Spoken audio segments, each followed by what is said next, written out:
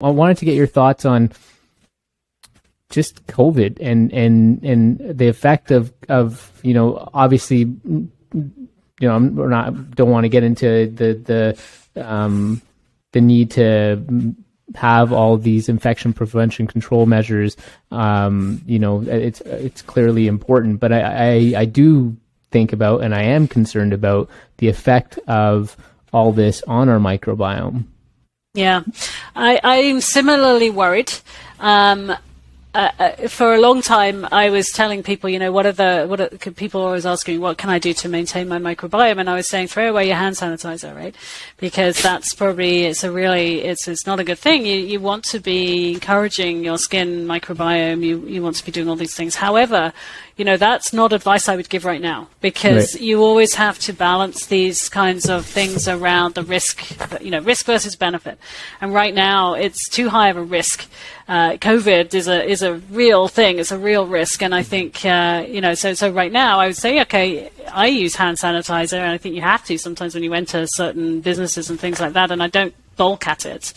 But I am concerned about this. And what can we do to fix this? Well, I think in COVID times, the reality is we have to, first of all, make sure that we avert the risk of COVID, get that out of the way, and then move on from there. What I'm very sad about, almost, is like I see little children right now, toddlers even, playing. And I saw one in a park actually in the summertime, and she was just toddling along, just playing around, and then she came to a post. It was just a post with a bin stuck to it, but it had like a little sort of box on it that looked a bit like hand sanitizer to her.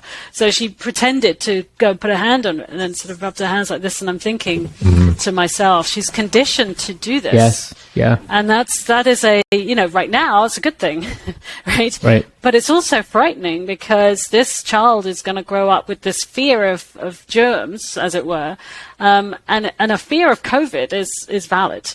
A fear of germs is not, right? Because or a fear of microbes is not. And I think that's the big problem here, and I am very concerned about it. I don't know how we can fix that apart from through education.